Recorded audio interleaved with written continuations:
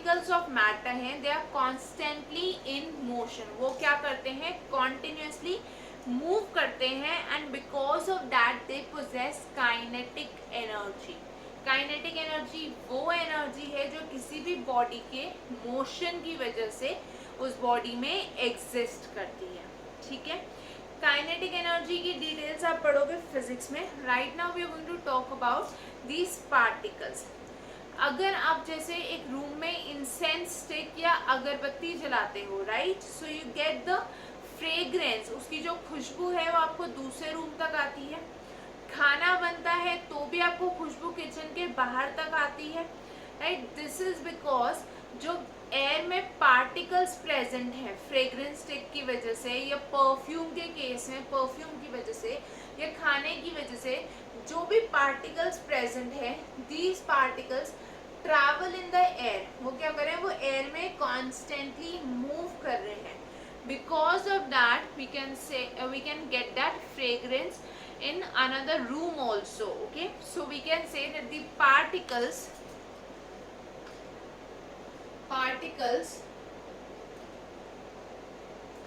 of matter are continuously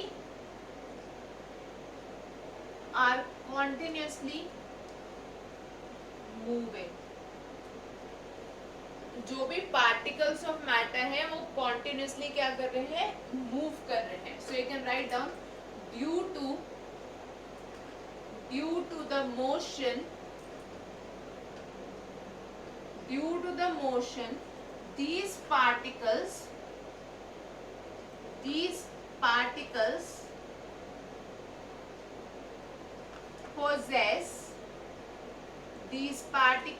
possess kinetic energy. ये जो particles होते हैं ये क्या पोजेस करते हैं, दे possess kinetic energy. So children, this was the third property. अब फोर्थ प्रॉपर्टी पे आ जाते हैं, last property.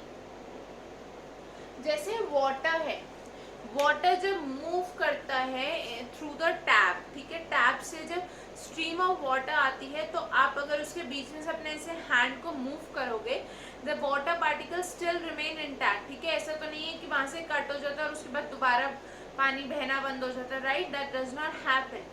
Similarly let's consider a tile, you know you can not easily break a tile. आपके हाथ पे ही चोट लग जाएगी अगर आप टाइल को या वुडन ब्लॉक को अपने हाथ से ब्रेक करने की कोशिश करोगे, right. So for that you need to be an expert in karate और something like, right. So that is why we say that the particles of matter attract each other। जो particles हैं इनके बीच में attractive forces होती हैं जिनको हम बोलते हैं interparticle forces of attraction। क्योंकि particles के बीच में है इसलिए we call them as interparticle forces of attraction। So what can we say as the fourth property? Particles of matter attract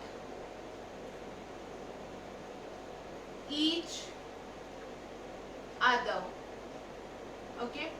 The forces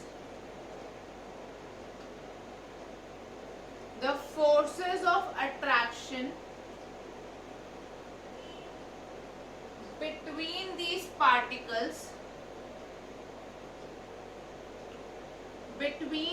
particles are called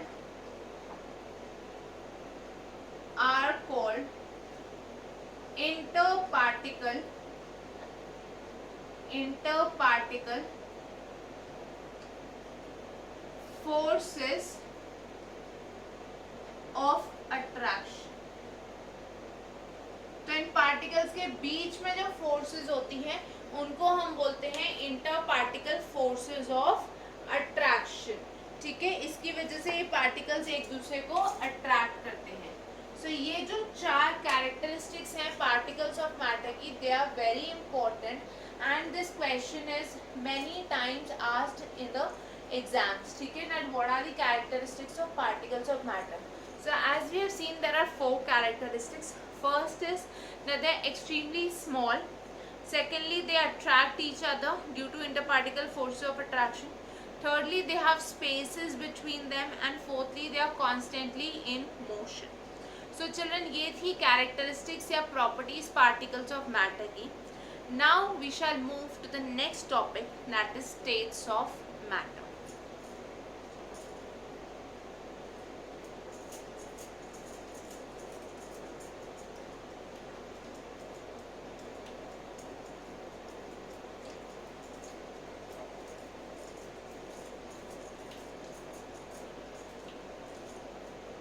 हमारा जो next topic है that is states of matter.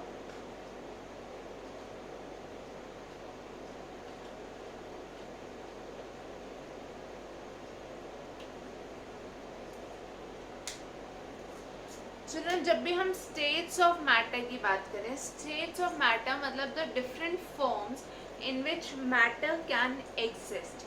ठीक है, so we have 3 basic और classical states of matter. जब भी हम states की बात कर रहे हैं, हम यहाँ पे 3 स्टेट्स की बात करते हैं mainly, solid, liquid and gas. ये जो 3 स्टेट्स हैं इनको हम बोलते हैं क्लासिकल और basic states of matter. Classical या बेसिक स्टेट्स ऑफ मैटर होते हैं सॉलिड, लिक्विड एंड गैस. इनको हमने क्लासिकल या बेसिक इसलिए बोला because these are the 3 states that were known in the earlier times to mankind. अब इसके बाद 2 और states discover हो चुके हैं जिनके बारे में the research is still going on and not much is known about these states. Okay, although बहुत सारी study हो चुकी है but still there is a lot to be studied about the other 2 states. The 4th one is known as the plasma state और 5th is BEC, that is Bose-Einstein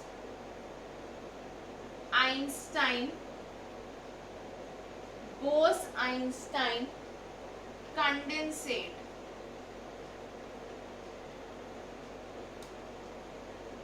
Bose-Einstein condensate और plasma state, इनको हम बोलते हैं non classical. They are the non classical states of matter. ये क्या है? They are the non-classical states of matter. तो ये दोनों recently discovered states हैं और इनके बारे में studies are still going on. These 3 states, the solid, liquid and gas, they are the classical or basic states जिनके बारे में काफ़ी पहले से पता चल चुका है and a lot of information is known about these states. So let us first talk about the classical states or basic states and after that we'll talk about these non-classical states of matter. तो सबसे पहले हम बात करते हैं basic या classical states की.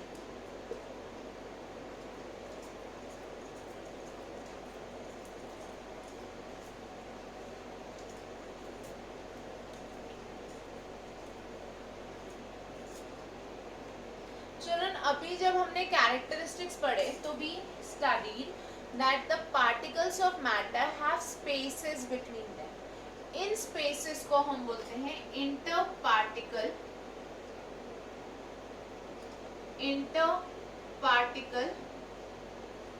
Spaces. ठीक है, जो स्पेसेस होती हैं पार्टिकल्स के बीच में, they are known as the interparticle spaces. And similarly, we have seen that the forces between them are known as interparticle forces और interparticle forces of attraction. तो जो क्लासिकल स्टेट्स हैं वो इन्हीं 3 टाइप की इन्हीं दोनों चीज़ों में डिफर करते हैं। इनिशियली इन्हीं दो के बेसिस पे हमने मैटर को 3 स्टेट्स में क्लासिफाई किया था, although now a lot of other properties are also known, but जो इनिशियल क्लासिफिकेशन थी of matter into solid, liquid and gas, that was on the basis of the inter particle spaces and the inter particle forces. So according to this we can say solids में there are least spaces, फिर हमारे पास आते हैं liquids और फिर आते हैं gases with the highest amount of inter particle spaces. और अगर मैं इंटर पार्टिकल फोर्सेस की बात करूं, the order is reversed. Solids में these forces are the strongest, उसके बाद we have them in the liquid state, और लिक्विड के बाद they are the weakest in case of gases. ठीक है, सॉलिड्स में the interparticle spaces are least but the interparticle forces are maximum, और gases में स्पेसेस मैक्सिमम है but forces least है.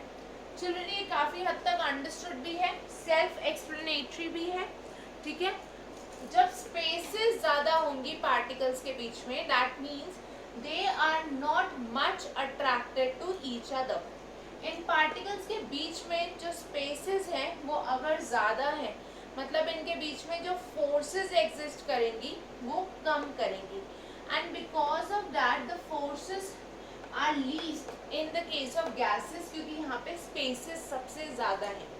और जब सॉलिड्स में स्पेसेस बहुत कम है, that means the particles are tightly bound to each other, और we can say they have very strong inter particle forces between them. That means I can say that the interparticle forces are inversely proportional to the interparticle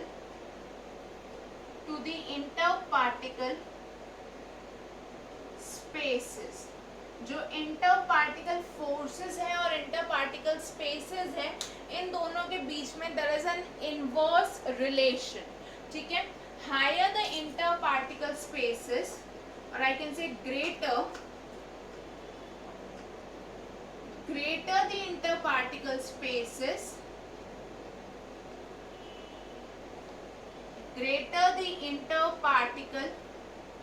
spaces, lower are the, or lesser are the interparticle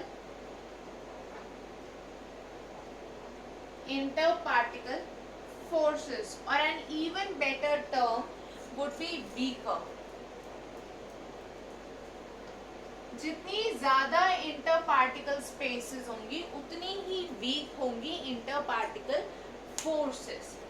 so children, next class में हम discuss करेंगे about these 3 states. Okay, we will talk about their properties in detail and we will see about these 2 parameters as well in detail. So for your doubts you can post them in the comment section, or you can mail them on the email ID swatikaTutorials@gmail.com. तो या तो आप अपने doubts को comment section में mention कर सकते हो, या swatikaTutorials@gmail.com पे उनको मेल कर सकते हो. So don't forget to like the video, share the video and subscribe to the channel, and also ask your friends to subscribe to the channel for more content on chemistry. So children, that's all for today. See you all in the next class. Thank you everyone. Bye bye. Have a great day ahead.